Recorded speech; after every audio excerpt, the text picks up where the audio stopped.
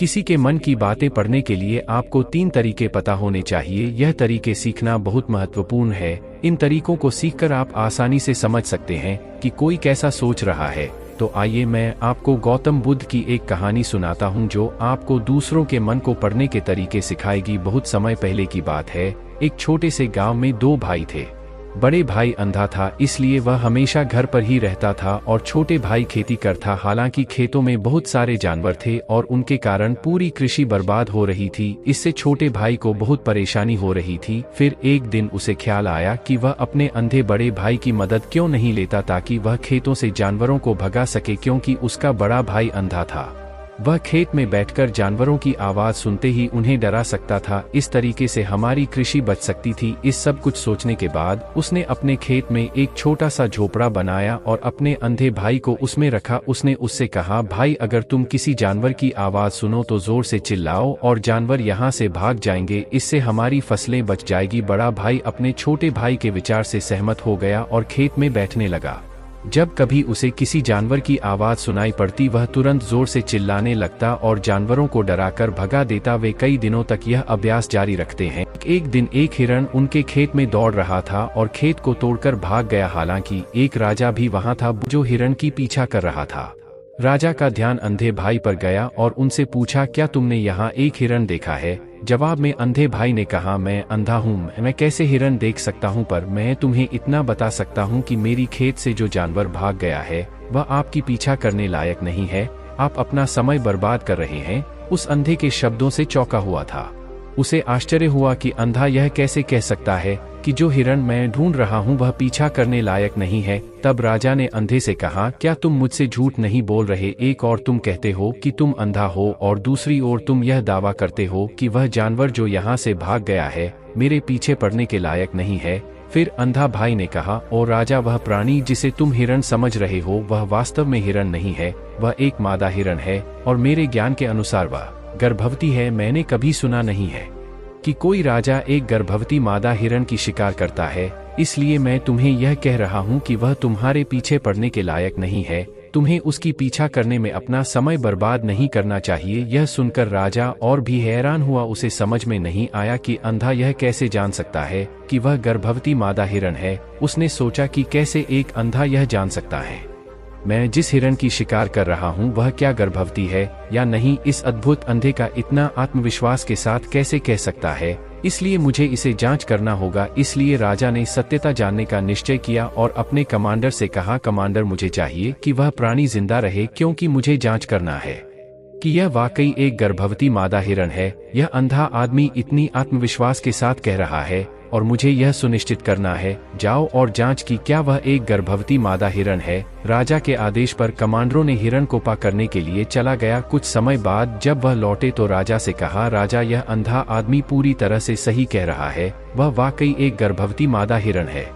इस सुनकर राजा हैरान हो गया। उसे समझ में नहीं आया कि यह अंधा आदमी कैसे जान सकता है कि वह गर्भवती मादा हिरण है। राजा के मन में कई सवाल उठे। आखिरकार राजा ने इस पर पूरी तरह से समझौता करने का निश्चय किया और अंधे से कहा, सुनो, मुझे यह नहीं पता कि तुम सचमुच अंधे हो या नहीं, लेकिन मैं तुमसे एक सवाल पूछने आया हूँ। क्या तुम मेरे सवाल का सही जवाब दोगे? जवाब में अंधे ने कहा, राजा, आप मुझसे जो भी पूछना चाहेंगे मैं आपको सच्चाई से जवाब दूंगा। राजा ने कहा, देखो, एक और तुम कहते हो कि तुम अंधे हो और दूसरी तरफ तुमने मुझे कहा कि मैं जिस जानवर की मैं पीछा कर रहा था तुम कहते हो कि वह गर्भवती मादा हिरण है, और साथ में तुम्हें यह भी पता लगाता है कि तुम्हारे खेतों में जानवर कब आते हैं और कब जाते हैं। तुमने यह सब कैसे अनुमान लगाया? तब अंधा आदमी ने समझाया, सर, जब आप उस मादा हिरण की पीछा कर रहे थे तो उसकी गति और दौड़ते हुए आवाज से ही मुझे पहले से ही समझ आ गया था कि यह हिरण है। और मेरी खेत की बांध काफी छोटी थी, उसकी ऊंचाई ज्यादा नहीं थी। अगर यह सामान्य हिरण होती तो वह आसानी से उस बांध को पार कर सकती थी, लेकिन वह हिरण ने उस बांध को तोड़कर भाग लिया था और यदि वह बांध पार करने की कोशिश करती तो उसके संतान को खतरा होता। इसलिए मुझे समझ में आ गया कि वह गर्भवती है। इस व्याख्या को सुनकर राजा अंधे के विशेष ज्ञान और कौशल को देखकर चौंके हुए हैं। वह समझता है कि यह व्यक्ति अंधा होने के बावजूद अनूठी जानकारी और क्षमताओं से संपन्न है। राजा इसका लाभ उठाने का निश्चय करता है और अंधे से एक और सवाल पूछता है। राजा कहते हैं, तुम बुद्धिमान हो और तुम्हारी कई बातों की गहरी समझ लगती है। आज मैंने तुम्हें यहाँ बुलाया है ताकि जान सकूं कि मेरी पत्नी मेरे प्रति विश्वासी है या नहीं। अंधा आदमी जवाब देता है, ओ राजा, ऐसा सवाल कैसा है? आपका विवाह कई सालों से चल रहा है और अब आप ऐसी बातें जानना चाहते हैं। ऐसे सवाल आपके मन में क्यों उत्पन्न हो रहे हैं? हालांकि राजा कहता है, तुम्हें इस सवाल का जवाब दे देना होगा। अगर तुम मुझे उत्तर नहीं दोगे तो मैं तुम्हें मृत्यु दंड से सजा दूंगा। राजा की धमक सुनकर अंधा कहता, बहुत अच्छा, मैं तुम्हें तुम्हारे सवाल का जवाब दूंगा। और राजा, अगर तुम इस सवाल का जवाब चाहते हो तो तुम्हें मेरी एक सेवा करनी होगी। राजा पूछता है, मुझे बताओ, मुझे क्या करना होगा? व्यक्ति जवाब देता है, उसके लिए तुम्हें अपनी पत्नी को मेरे साथ एक कमरे में अकेले छोड़ देना होगा। यह सुनते ही पहले तो गुस्सा होता है, लेकिन कुछ समय सोचने के बाद वह उस व्यक्ति की बात मानता है और अपनी पत्नी को उसके साथ एक कमरे में भेजने का आदेश देता है। कमांडर उस पर क्रियान्वयन करता है और अंधे आदमी और रानी को एक कमरे में अकेले छोड़ देता है। उस समय अंधा अपनी बात कहते हैं, मुझे तुम्हें छूना है। यह सुनते ही रानी बहुत गुस्से से भरी हो जाती है और अंधे को पीटने लगती है, कभी हाथों से तो कभी पैरों से और कभी पूरी ताकत से। वह उसे बेहद बेरहमी से पीटती है। बाद में किसी तरह अंधा अपनी जान बचा लेता है और राजा के पास जाता है। उसने राजा से कहा, ओ राजा, आपकी पत्नी विश्वासी नहीं है। इस सुनते ही राजा बहुत गुस्से से भरकर अपनी तलवार निकालता है और सीधे अपनी पत्नी के पास जाता है। उसने उससे गुस्से में कहा, रानी, आज मैं तुमसे एक सवाल पूछूंगा और तुम्हें सच्चाई से जवाब देना होगा। अगर तुमने झूठा बोला तो मैं तुम्हारा सर तुरंत अलग कर दूंगा। उसने पूछा, मुझसे कहो, क्या तुम विश्वासी हो या नहीं? इस पर रानी ने कहा, ओ राजा, तुम मुझे मार दो, लेकिन मैं विश्वासी नहीं हूँ। राजा बहुत खुश हुआ क्योंकि वह सब कुछ जो अंधे ने कहा था वह पूरी तरह से सच था। इस सुनते ही राजा तत्काल अंधे के पास जाता है और पूछता है, तुमने कैसे जान लिया कि मेरी पत्नी विश्वासी नहीं है? अंधा उत्तर देता है, ओ राजा, यह काफी सरल है। मैंने आपकी पत्नी से कहा कि मैं उसे छूना चाहता हूँ और वह इतनी रोष में आ गई कि मुझे मारने लगी। वफादार औरत कैसे किसी अन्य पुरुष को छू सकती है? जब मैंने उससे कहा कि मैं उसे छूना चाहता हूं, वह मुझे इनकार कर सकती थी, लेकिन उसने मुझे मारना शुरू कर दिया और उस प्रक्रिया में उसने मेरे पूरे शरीर को छुआ। अब तुम मुझसे बताओ, इस प्रकार की औरत विश्वासी कैसे हो सकती है? राजा कहता है, तुम बहुत बुद्धिमान हो, ठीक है, तो चलो आगे बढ़ते हैं। उसके बाद वह जोर से कहता है, एक और सवाल का सही जवाब दो और मैं तुम्हें यहाँ से जाने दूंगा। राजा फिर पूछता है, मुझे बताओ, क्या मैं सचमुच मेरे पिता का बेटा हूँ या किसी और का? इस पर अंधा आदमी उत्तर देता है, ओ राजा, इससे तुम्हारा क्या लेना देना है?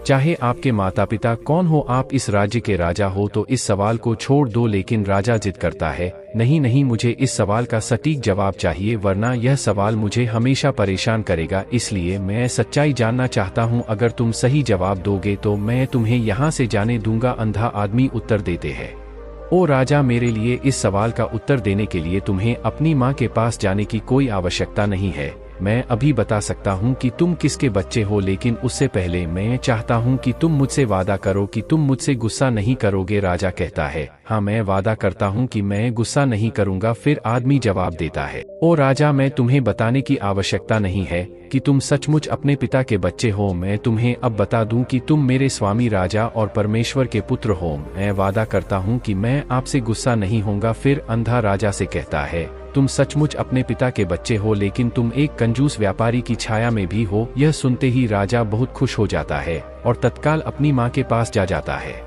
उससे कहता है, माँ, कृपया मुझे सच बताओ, क्या मैं सचमुच अपने पिता का बच्चा हूँ या किसी अन्य का? अगर तुम मुझे सच नहीं बताओगी तो मैं यहाँ ही अपनी जान दे दूंगा। मुझे सच बताओ, क्या है? राजा की माँ कहती है, पुत्र, तुम सचमुच अपने पिता का बच्चा है, लेकिन तुम एक कंजूस व्यापारी की छाया में भी हो। जब मैं नहाकर अपनी आवश्यकता अनुसार देख रही थी तो मैंने तुम्हारी ऊपर कंजूस व्यापारी की छाया देखी। यह सुनते ही राजा बहुत खुश हो जाता है और तत्काल ही अंधे के पास लौटता उससे पूछता है, तुमने कैसे जान लिया कि मेरी ऊपर कंजूस व्यापारी की छाया थी? अंधा जवाब देता है, ओ राजा, आप मुझसे कई सवाल पूछते हैं और मैंने सभी के सही उत्तर दिए हैं।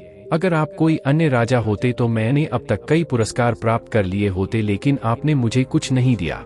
मैंने अब तक एक भी पैसा नहीं लिया है। इसी से मैंने अनुमान लगाया कि आप बहुत कंजूस है। यह सुनकर राजा हंसते हुए कहता है, जो भी तुम मांगो मैं जरूर दूंगा, लेकिन मुझे बताओ तुम कैसे जान लेते हो क्या सही है और क्या गलत, और तुम इतने सटीक और निष्कलंक उत्तर कैसे दे सकते हो? अंधा आदमी कहता है, ओ राजा, मैं प्राकृतिक रूप से अंधा हूँ। अगर मेरी आंखें होती तो मैं किसी के विचारों को आसानी से समझ सकता। मन का अपनी भाषा होती है और इस भाषा को किसी के शरीर की क्रियाओं में देखकर समझा जा सकता है। व्यक्ति की आंखों, होठों, काम करने के तरीके और उनकी गतिविधियों को देखकर हम समझ सकते हैं कि उसके मन में क्या चल रहा है। इस पर आधारित हम किसी की विचारों को जान सकते हैं, लेकिन मैं अंधा हूँ, इसलिए मुझे क्रियाओं के माध्यम से जानना पड़ता है। अगर मुझे कुछ जानना होता है तो मैं अगले व्यक्ति को कार्य सौंपना पड़ता है, देखना होगा कि वह कैसे काम करता है और उसके आधार पर मैं समझ सकता हूँ कि उसके मन में क्या चल रहा है। इस सुनते हुए राजा पूछता है, क्या इसका मतलब है कि मैं भी किसी के विचारों को जान सकता हूँ? इस पर अंधा आदमी कहता है, बिल्कुल, आप भी किसी के विचारों को समझ सकते हैं, लेकिन उसके लिए आपको पहले अपनी आत्मा पर काम करना पड़ेगा, और वह काम है अपनी मानसिकता को शांत करना, अपनी मानसिकता को वर्तमान में लाना। इसके लिए आज मैं आपको 3 तरीके बताऊंगा, और यह 3 तरीके बहुत ही सरल और आसान है। लेकिन राजा, इससे पहले आपको एक चीज करनी होगी, अपनी मानसिकता को संकेंद्रण, दूसरों के विचारों को समझ सकते हैं।